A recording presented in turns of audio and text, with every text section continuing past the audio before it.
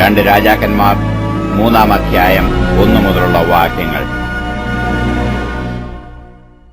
യഹൂദ രാജാവായ യഹോശാഫാത്തിന്റെ 18-ാം ആണ്ടിൽ ആഹാബിന്റെ മകനായ യെഹോരാം ശമര്യയിൽ ഇസ്രയേലിന് രാജാവായി. അവൻ 12 സംവത്സരം വാണു. അവൻ യഹോവയ്ക്കു അനിഷ്ടമായത് ചെയ്തു. തന്റെ അപ്പനെയും അമ്മയെയും പോലെ അല്ലാതാനും. തന്റെ അപ്പൻ ഉണ്ടാക്കിയ ബാൽ വിഗ്രഹം അവൻ നീക്കിക്കളഞ്ഞു. എന്നാലും ഇസ്രയേലിനെ കൊണ്ട് പാപം ചെയ്യിച്ച നെബാത്തിന്റെ മകനായ യൊരോബെയാമിന്റെ പാപങ്ങളെ അവൻ വിട്ടുമാറാതെ മുറുകെ പിടിച്ചു. മോവാബ് രാജാവായ മോശയ്ക്ക് അനവധി ആടുണ്ടായിരുന്നു. അവൻ ഇസ്രയേൽ രാജാവിന് 1,00,000 കുഞ്ഞാടുകളെയും ആട്ടുകൊറ്റന്മാരുടെയും രോമം കൊടുത്തുവന്നു. എന്നാൽ ആഹാബ് മരിച്ച ശേഷം മോവാബ് രാജാവ് ഇസ്രയേൽ രാജാവിനോട് മത്സരിച്ചു.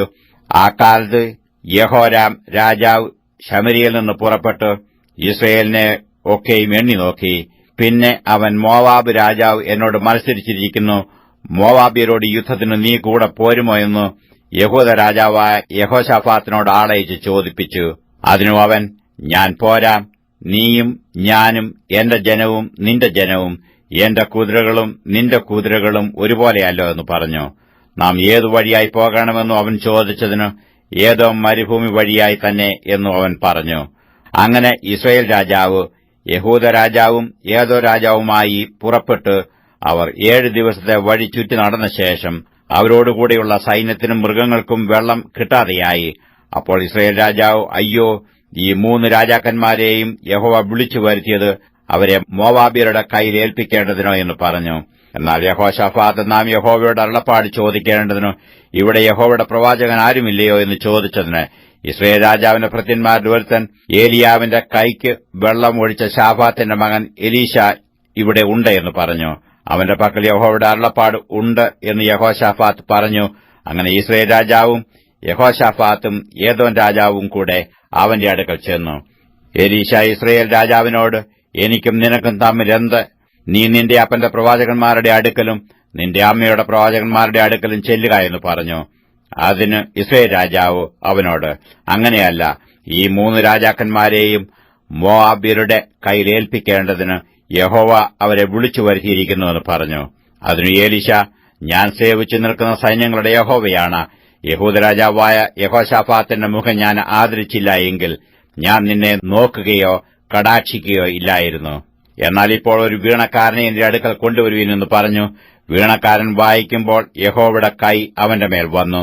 അവൻ പറഞ്ഞത് എന്തെന്നാൽ, യഹോവ ഇപ്രകാരം അരുളി ചെയ്യുന്നു, ഈ താഴ്വരയിൽ അനേകം കുഴികൾ വെട്ടുവീൻ. നിങ്ങൾ കാറ്റ് കാണുകയില്ല, മഴയും കാണുകയില്ല. എന്നാൽ നിങ്ങളും നിങ്ങളുടെ ആടുമാടുകളും നിങ്ങളുടെ മൃഗവാഹനങ്ങളും കുടിക്കത്തക്കവണ്ണം ഈ താഴ്വര വെള്ളം കൊണ്ട് നിറയും. ഇതുപോരാ എന്ന് യഹോവയ്ക്ക് തോന്നിയിട്ടു അവൻ മോവാബ്യരെയും നിങ്ങളുടെ കയ്യിൽ ഏൽപ്പിച്ചു തരും.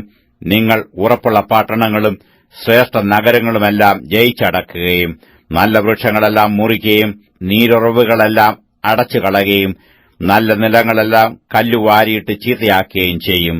പിറ്റേനാൾ രാവിലെ ഭോജനയാഗത്തിന്റെ സമയത്ത് വെള്ളം ഏദോം വഴിയായി വരുന്നത് കണ്ടു ദേശം വെള്ളം കൊണ്ട് നിറഞ്ഞു.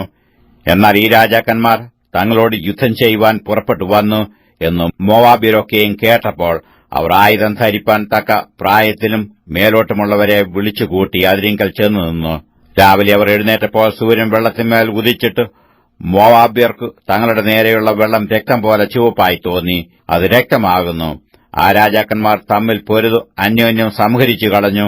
ആകയാൽ മോവാബ്യരെ കൊള്ളയ്ക്ക് വരുവീനെന്ന് അവർ പറഞ്ഞു. അവർ ഇസ്രയേൽ പാളയത്തിങ്കൽ എത്തിയപ്പോൾ ഇസ്രയേല്യർ എഴുന്നേറ്റ് മോവാബ്യരെ തോൽപ്പിച്ചോടിച്ചു. അവർ ദേശത്തിൽ കടന്നു ചെന്നു മോവാബ്യരെ പിന്നെയും തോൽപ്പിച്ചു കളഞ്ഞു. പട്ടണങ്ങളെ അവർ ഇടിച്ചു നല്ല നിലമൊക്കെയും ഓരോരുത്തൻ ഓരോ കല്ലിട്ട് നികത്തി നീരുറവുകളെല്ലാം അടച്ചു നല്ല വൃക്ഷങ്ങളെല്ലാം മുറിച്ചു കളഞ്ഞു. കിർഹരേശയത്തിൽ മാത്രം അവർ അതിന്റെ കല്ല് അങ്ങനെ തന്നെ വിട്ടേച്ചു.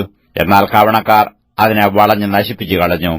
മോവാബ് രാജാവ് പട തനിക്കു അതിവിഷമമായി എന്ന് കണ്ടപ്പോൾ ഏദോം രാജാവിനെ അണിമുറിച്ച് ആക്രമിക്കേണ്ടതിന് 700 ആയുധപാണികളെ കൂട്ടിക്കൊണ്ടു ചെന്നു.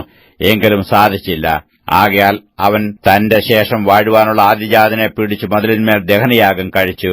അപ്പോൾ ഇസ്രയേല്യരുടെ മേൽ മഹാകോപം വന്നതുകൊണ്ട് അവർ അവനെ വിട്ട് സ്വദേശത്തേക്ക് മടങ്ങിപ്പോന്നു.